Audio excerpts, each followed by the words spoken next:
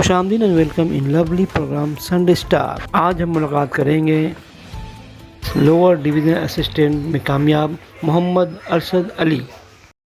अस्सलाम वालेकुम, मेरा नाम मोहम्मद अरशद अली है और ये जो एग्ज़ाम मैंने जो पास किया ये West Bengal public service commission का लोअर डिवीज़न असिस्टेंट बोलकर वैकेंसी निकला था, उसी का मैंने एग्ज़ाम पास करके अभी ज्वाइन कर चुका हूँ। आप जो ये वाला एग्ज़ाम की इसमें तो आप जैसा बता रहे हैं कि कंप्यूटर टाइपिंग का इसमें पूछा गया और इसके अलावा लैंग्वेज प्रोफिशिएंसी का, तो इस तरह का कोई ट्रेनिंग का कोई आपके पास ऐसा कोई सिस्टम नज़र आया था आसपास कभी कहीं आपके इलाके में कहीं पर भी?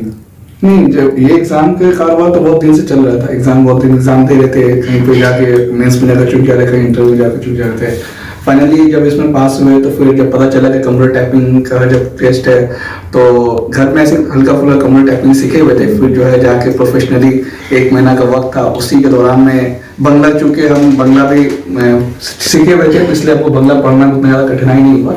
तो कंप्यूटर टाइपिंग के लिए भी एडमिशन लिए, वहाँ भी सीखे, फिर उसमें बंगला भी जो है साथ ही साथ बंगला भी कर रहे थे, क्योंकि बंगला आने वाले थे बता दिए गए तो बंगला भी कर रहे थे। इसके अलावा एक्सेल और वर्ड वगैरह का भी बारे में पूछा गया था? एक्सेल वगैरह का पूछा गया था, लेकिन उतना ज़्यादा टफ नहीं पूछा गया था, लेकिन उसका खास मकसद जो था वो टाइपिंग का था। टाइपिंग स्पीड चेक करने का था।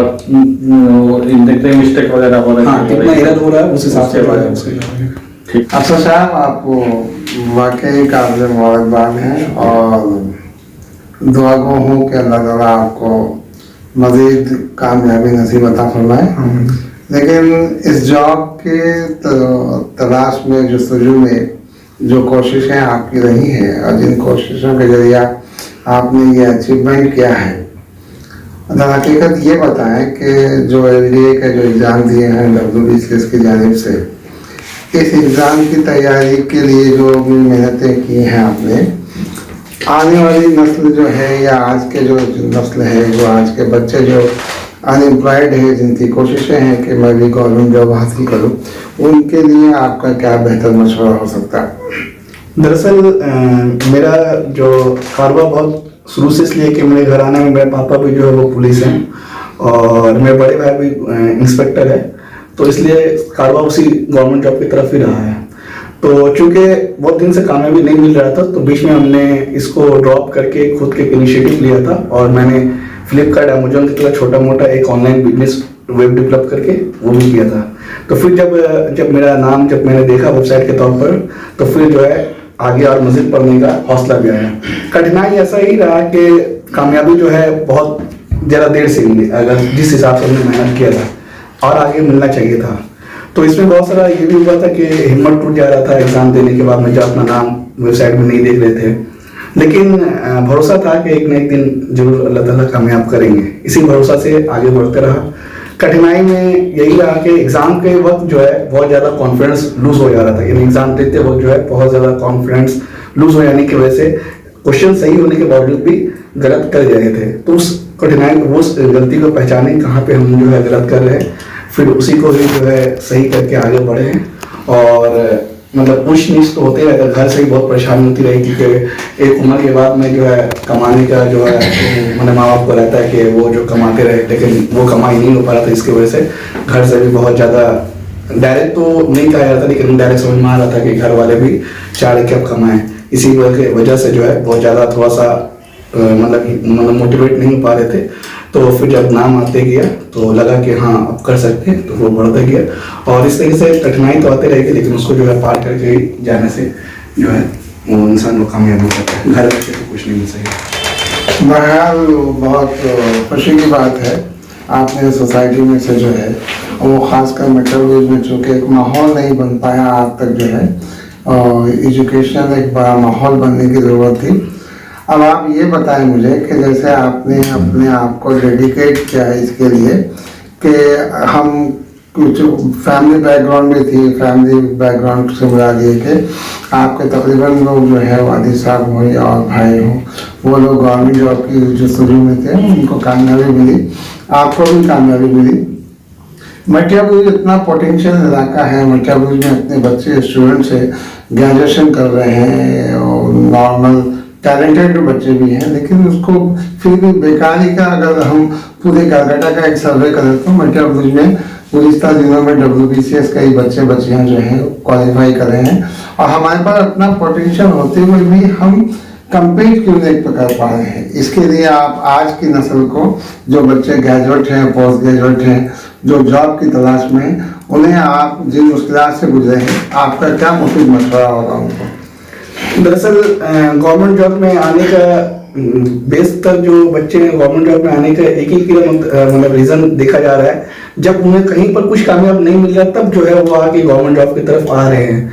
अगर ये चीज़ वो पहले समझ जाए, अगर वो अपना ध्यान, अगर अपना जो है केंद्र जो है अपना अगर पहले से ही कर ले कि मुझे गवर्नमेंट जॉब की तरफ ही जाना है, और वो जो है क्लास 10 या उससे पहले भी अगर वो अपना फोकस कर ले कि मुझे इसी की तरफ जाना है, तो अगर वहीं से वो अपनी तैयारी शुरू कर दे तो उसको जो है अपने सही वक्त पर जो है उनको गवर्नमेंट जॉब जो है हासिल हो जाएगा। हाँ, कुछ ऐसे भी हैं जिन्हें जो करने के बाद भी नहीं मिलता है, जिसकी वजह से लोग थोड़ा सा डिमोटिवेट हो जाते हैं।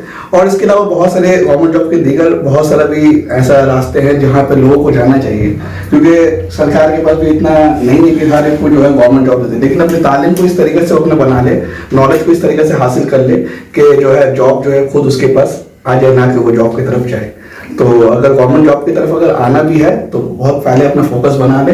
जैसे कि टीना दावी जो कि IAS टॉपर रही है, जब उनका इंटरव्यू सुना तो उन्होंने जो है क्लास 10 से ही जो है उनका मकसद था कि IAS बनना था, और वो जो है ग्रेजुएशन करने के बाद सिर्फ सिंपल से ग्रेजुएशन किए, ना ही डॉक्टर ना ही इंजीनियर है, करने के बाद जो फर्स्ट अटेम्प्ट में उन्होंने निकाल लिया। अगर करना है तो क्लास 10 से ही अपना मरकज जो है अपने गवर्नमेंट जॉब को कर ले। बहुत शुक्रिया। पहले मैं अरशद को मुबारकबाद देता हूँ, जी सर।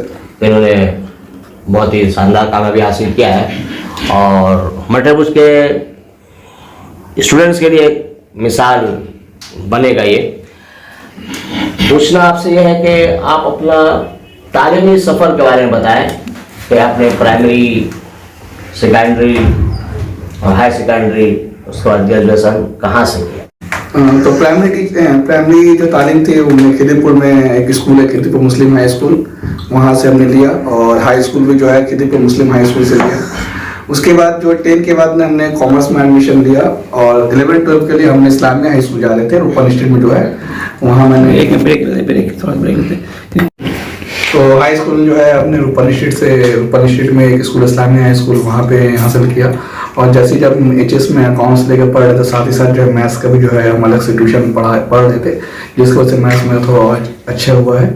और उसके बाद में जब मैंने आर्ट्स जो है ग्रेजुएशन जो मैंने आर्ट्स में तब्दील कर लिया, और आर्ट्स जो कि डिग्री कॉलेज से मैंने ग्रेजुएशन किया, और उसके बाद में मास्टर्स जो हमने हिस्ट्री से ऑनर्स करने के बाद में जो है उसको तैयारी से हमने शुरू कर दी। फिर उसके बाद में गवर्नमेंट जॉब की ही तैयारी करता रहा। तो अच्छा साहब, आपने तो लगातार मैंने कई एग्जाम पास किया WBCS। बोलो। तो आशा साहब, हम लोग ये जानते हैं कि आपकी तैयारी बहुत शुरू से अच्छी रही है, और काफ़ी जगह आप खुद मैंने as a teacher, as a faculty खुद पढ़ाते हैं ताकि आपका रिवीजन भी रहे, और एग्ज़ाम भी देते रहते हैं अक्सर। तो अब तक आपने कौन कौन सा एग्ज़ाम क्वालिफाई किया है, अपने बारे में बताएं। क्वालिफाई में अगर मुकम्मल तौर पर क्वालिफाई देखा जाए तो WPSC का एग्जाम क्वालिफाई किया, और अभी जो टीचर एलिजिबल टेस्ट जो टेट के नाम से जाने जाते हैं उन्होंने क्वालिफाई। और इसके अलावा जो WBCS मेंस तक पहुंचे हैं 3 बार, जब उसमें कामयाबी हासिल नहीं हुई, और CGL जो है मेंस तक 2 बार मेंस दिए हैं, वहाँ पे हमारे कामयाबी पूरा मुकम्मल नहीं हुई। मुकम्मल में 2 ही जगह पे मुकम्मल कामयाबी हासिल हुई है, WPSC LD और teacher eligible test West Bengal का। सर साहब, बहुत बहुत मुबारकबाद आपको, आपने जो इम्तिहान में कामयाबी हासिल की। और जो मैं आपसे जानना चाहूँगा कि जिस वक्त आपका वो टेस्ट के दौरान जो लैंग्वेज प्रोफिशिएंसी जो एक टेस्ट हो रहा था, तो उस दरम्यान में जो परेशानियाँ आपने फेस की, और साथ ही साथ तो कई लोग आए होंगे आपके साथ वो टेस्ट देने के लिए, तो कैसा फील कर रहे थे आप? मतलब जो दूसरे लोगों को कठिनाई हो रही थी उसमें, क्योंकि बंगला में लिखना, बंगला पढ़ना, ठीक है, तो जस्ट उसके बारे में बताएं। जब ये एग्जाम में जब नोटिफिकेशन मतलब बताया गया कि जो नॉन बंगाली है, यानी नॉन बंगाली से मुराद ये है कि जिसका सब्जेक्ट जो है बंगाली फर्स्ट लैंग्वेज नहीं है, उसी को नॉन बंगाली माना जा रहा था। चाहे अगर बंगाली भी अगर उसका फर्स्ट लैंग्वेज अगर इंग्लिश है तो वो भी नॉन बंगाली कैटेगरी में आ रहा था, तो वो लोग को बंगाली एग्जाम दे रहे हैं। तो उस टाइम ये लग रहा था कि हम लोग के साथ में नाइंसाफी हो रहा है, कि हम लोग को इस तरह से क्यों अलग ट्रीट किया जाए।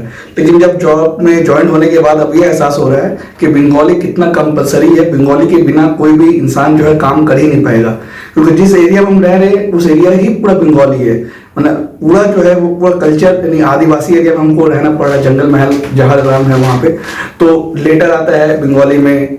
कल ही सोमवार के दिन डीएम के साथ मीटिंग हो रहा था, हमने डीएम के साथ मीटिंग में किया था और जाना भी है सोमवार को दिन। कल हम लोग वीसी था, वीडियो कॉन्फ्रेंस था, और सोमवार को दिन डीएम बुलाया है, तो ब्लॉक की तरफ से हमको भेजा जा रहा है।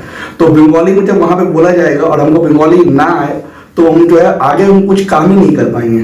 लास्ट में हमारा ये हालत ऐसी रह जाएगी, जिस्म तो है लेकिन अंदर में रूह नहीं है, यानी पैरालाइज हो जाएगा। तो जो है बंगाली सिर्फ एग्जाम पास करने के लिए ही अगर सीखा जाए तो ये मतलब सही बात नहीं होगी। बंगाली को अगर बंगाल में रहना है तो बंगाली का जो है आपके अंदर में होना चाहिए। साथ ही साथ आप कुछ भी लैंग्वेज सीखिए, लेकिन वहाँ का नेटिव लैंग्वेज जो होगा उसको अच्छा से जो है आपको ग्रैब कर करना चाहिए, जिसकी वजह से जो है हम खुल कर जो है अपनी बात को इजहार कर पाएंगे। वरना ऐसे होता है कि जब वहाँ से अगर 4 सवाल किया तो सिर्फ हाँ हाँ बोल के हमको वहाँ से बात काटना पड़ता है, मतलब करके चलना पड़ता है। कभी ऐसी हालत होती है। तो अब बंगाली में बहुत सारे बंगाली का अलग अलग बोलने का तरीका है। कोई जो है अलग बंगाली, अलग एरिया का जॉइंट वीडियो है तो वो अपना अलग एरिया का बंगाली है, कोई और का है, तो बंगाली बहुत सारे है। तो अगर बंगाली का बेसिक अगर हमको एकदम नहीं पता रहेगा तो जो है फील्ड में काम करना, क्योंकि हम लोग ब्लॉक लेवल में, ग्राम लेवल में काम करते हैं, तो बहुत कठिनाई आ सकती है। इसलिए अगर जो भी कंपटीशन एग्जाम की तैयारी कर रहे हैं और खासकर अगर उसको ब्लॉक लेवल WBCS वगैरह बनना है, तो बन जाने से ही अगर आपको जो है मतलब बन जाना ठीक है, आप अचीव कर लिए, लेकिन काम करने में बड़ा कठिनाई आएगी। नहीं तो आपको 4 बात बोलेंगे, आप एक बात समझिएगा, अगर काम नहीं कर पाइए तो फिर जो है झाड़ सुनना मिलेगा जो इतना हायर अथॉरिटी से। इसलिए बंगाली को जो है आप जो है जो भी है वो बंगाली को अच्छे तरीके से सीख लें, जिससे कि आने वाले दिनों में काम करने में आपको जो है आसानी हो सके।